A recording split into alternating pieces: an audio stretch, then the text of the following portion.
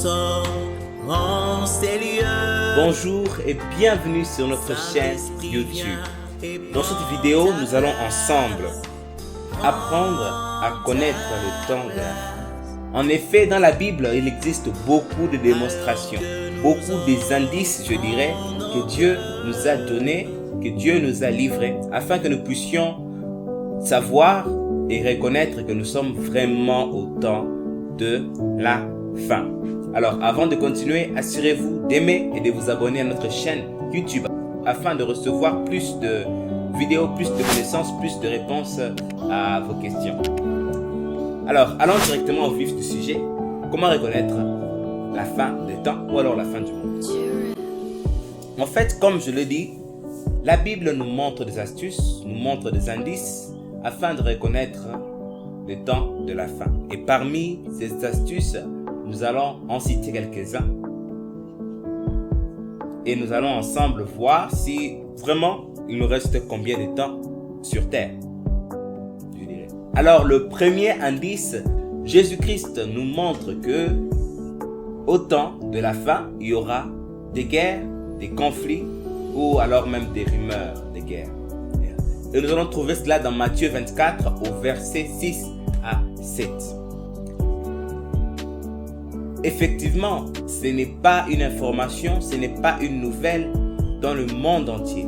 Nous assistons à des périodes de guerre. Nous voyons des guerres partout ailleurs, dans beaucoup de continents, je dirais dans chaque continent. Des guerres qui augmentent sans cesse.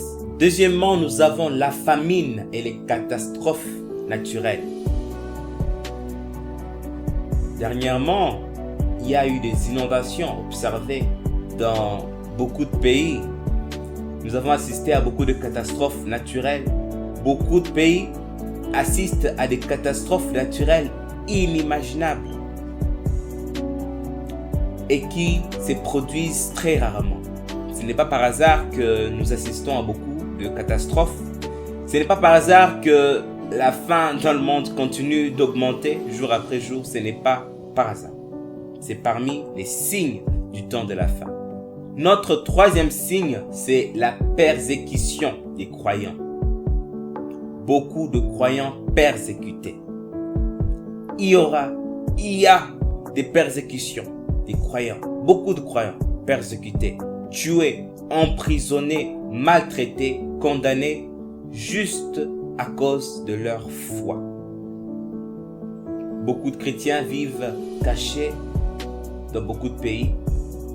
Beaucoup de chrétiens vivent persécutés à cause de leur religion, à cause de leur foi.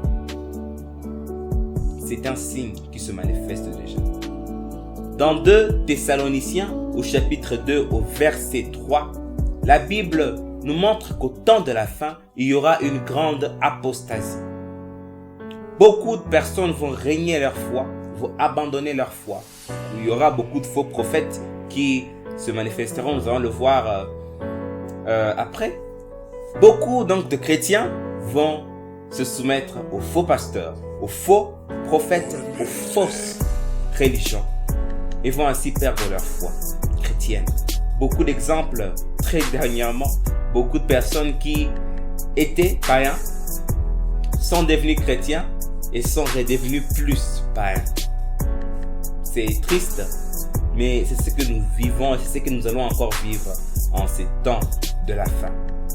Alors nous rentrons en Matthieu 24 et cette fois-ci au verset 12 où Jésus-Christ nous révèle, nous montre l'indice qu'au temps de la fin, il y aura beaucoup et alors beaucoup d'iniquité. Il y aura multiplication d'iniquité. C'est-à-dire que les choses qui autrefois étaient considérées comme abominations, les choses qui autrefois ne devraient pas se faire. Maintenant, au temps de la fin, ces choses sont considérées comme normales. C'est un signe du temps de la fin. Toujours dans ce livre de Matthieu 24 au chapitre 14, Jésus-Christ nous révèle qu'au temps de la fin, il y aura une grande proclamation de l'évangile. Sur toute la terre, tous les pays En tout cas, il y aura grande proclamation de l'évangile. Tout le monde aura déjà entendu parler de Jésus-Christ. On aura déjà entendu parler au moins une fois qu'il existe une personne qui a donné sa propre vie pour nous. Presque tous les êtres humains sur terre, je dirais, connaissent Noël. Nous connaissons 25 décembre, c'est Noël. Mais c'est le jour où nous nous rappelons la naissance de Jésus-Christ, qui est venu pour sauver l'humanité, qui est venu pour nous apporter la bonne nouvelle, pour nous apporter la réconciliation avec le Père. Tout le monde connaît Noël. Tout le monde a déjà entendu parler de l'enfant Jésus qui est né le jour de Noël. Mais ce n'est pas tout le monde qui est sauvé. Il y a déjà une grande proclamation de l'évangile de Jésus-Christ dans le monde entier. Et au temps de la fin, personne ne dira « Je n'ai jamais entendu parler de cela ». Personne ne dira « Non, je n'ai jamais eu l'occasion, l'opportunité de t'accepter comme Seigneur et Sauveur ». Non, tout le monde aura déjà eu sa chance. Dieu a placé des églises partout. Il y a même les réseaux sociaux. C'est totalement impossible que tu puisses surfer sur Internet sans trouver de l'évangile. Mais attention, dans 2 Thessaloniciens, au chapitre 2, toujours à partir du verset 3, on nous montre que au temps de la fin, il y aura non seulement proclamation de l'évangile, mais il y aura également proclamation de l'antichrist. Il y aura proclamation des anti-valeurs. L'antichrist va prendre une grande ampleur. Et c'est ce que nous voyons actuellement. Les différentes sectes, les différentes légions des sorciers ne se cachent plus. Ils sont là, à la route, s'exposent et appellent les gens à venir vers lui. Et les ignorants vont vers eux. On nous montre dans la Bible que l'Antichrist va tromper beaucoup de personnes. Beaucoup de personnes tomberont dans leur piège. Beaucoup de personnes tombent dans leur piège encore aujourd'hui. Je profite aussi à vous dire d'où il est très important pour nous tous d'être très vigilants. Très vigilants et de ne pas céder, de ne pas être séduits par le monde. Il faut que nous soyons en relation avec Dieu, que nous soyons en alliance avec Dieu afin de ne pas être séduits par le monde et par l'Antichrist. Toujours dans Matthieu 24 et au verset 29, Jésus-Christ nous révèle qu'au temps de la fin, il y aura des grandes manifestations célestes. Je vous laisse à ces images vous-même de regarder ces manifestations célestes qui se sont passées et qui se passeront encore au ciel et vous allez juger par vos propres yeux. Une forme trop bizarre est apparue dans le ciel il y a quelques jours. Regardez-moi ça, c'est vraiment très étrange. À votre avis, qu'est-ce qui... 3 étranges lumières ont fait une apparition spectaculaire dans le ciel de Gaza en direct à la télévision. Cet événement a laissé les journalistes et les experts présents sur le plateau perplexes. Par les images que nous venons d'observer, nous sommes réveillés, nous sommes conscients que nous n'avons plus beaucoup de temps sur Terre.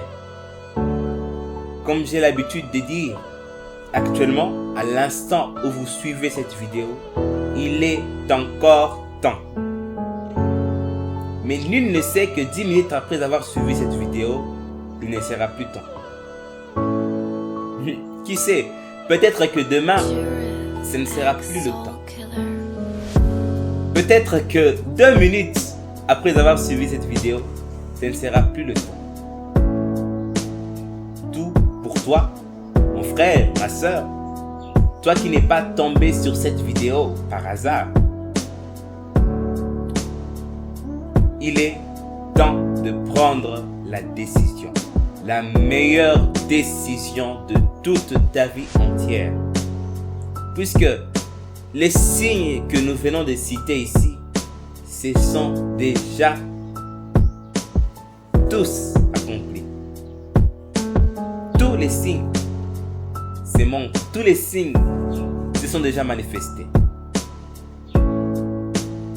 Tous les signes se sont déjà manifestés. Jésus-Christ est là. Il est à la porte. Il est à la porte. Alors, ouvrons notre porte. Ouvre ta porte avant que le diable ne t'emporte. L'enfer n'est pas une place pour toi, mais Dieu a une meilleure place pour toi. Voilà pourquoi il est temps pour toi de suivre ses pas et il te montrera la voie que tu dois suivre. Alors, si cette vidéo t'a marqué, alors si tu veux prendre cette merveilleuse décision, il suffit juste de lui parler. Oui, Jésus-Christ existe. Oui, Dieu existe. Et oui, le diable existe. Ne te laisse plus distraire par le monde, ne te laisse plus distraire par le diable, puisque pour toi, il est encore temps. Et puisque Dieu a une meilleure place pour toi. Alors, tu peux juste fermer tes yeux et parler à ton Père. Tu peux juste fermer tes yeux et parler à ce Père aimant qui t'aime de tout son cœur et qui est prêt, bras ouverts, à te recevoir. Peu importe ton passé, peu importe ce que tu as fait, peu importe ce que tu es, il te dit, viens tel que tu es. Je t'aime et j'ai un plan merveilleux pour ta vie. Aujourd'hui peut être pour toi le jour le plus merveilleux. Aujourd'hui peut être pour toi le jour le plus grand de toute ta vie entière. Parle-lui, il est présent et il t'entend. On se retrouve très prochainement pour une toute nouvelle vidéo. Aimez, abonnez-vous, partagez et commentez. God bless you!